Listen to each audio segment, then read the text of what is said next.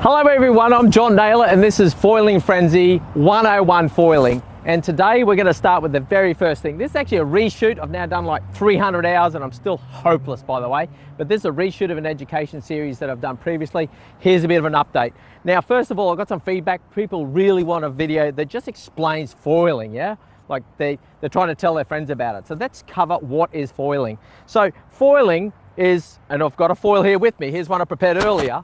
Now, a foil board is actually passing through. You're going to paddle into the wave. No engine here, no motors, no propellers. We're propelling ourselves forward, paddling into a wave. It tips up, but as we pick up speed, on the bottom here, you can see that there's, I'll bring it up close for you a little bit. And you've got this actual foil shape here. So that's actually a wing, and that's under the water. And as you go forward, as you move forward, this thing's going to do this. It's going to try and kick you off. It's going to throw you off the board the first thing you try. So you'll see a beginner every time doing this.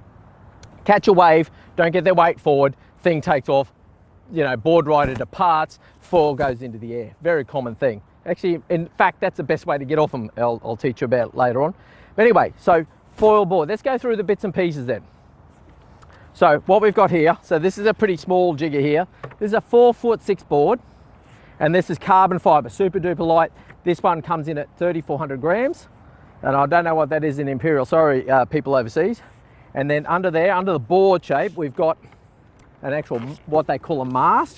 I call it a centerboard or a keel actually, because I'm a sailor, but that's actually a mast. Comes in a range of depths and lengths. So this one here, 75 centimeters, which is pretty common. A little bit taller if you're better, a little bit shorter if you're a novice. Again, I'll do some more on that later. Then the wing, now this is a mid-aspect wing here. So this one here, it's pretty fat across the girth here. It's got a moderate amount of lift. It's reasonably easy to control. I'll do more on that later. Then fuselage goes through the back. And then at the back here, we've got our stabiliser. So all those components make up your actual foiling board. And of course a leash. So when you do come off, which you're gonna do a lot of, is that it doesn't get too far away. I'll do some more on that a bit later as well.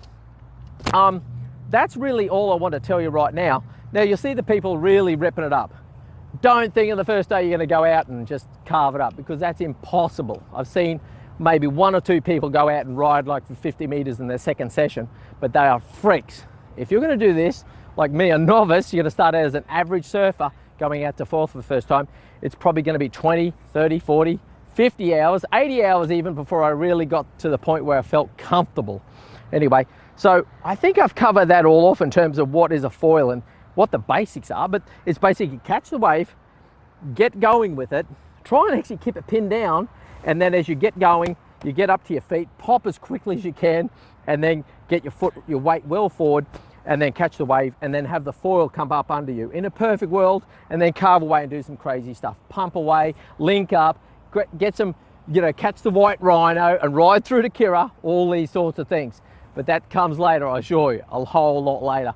Anyway, that's enough for this video. I'll see you in the next education one.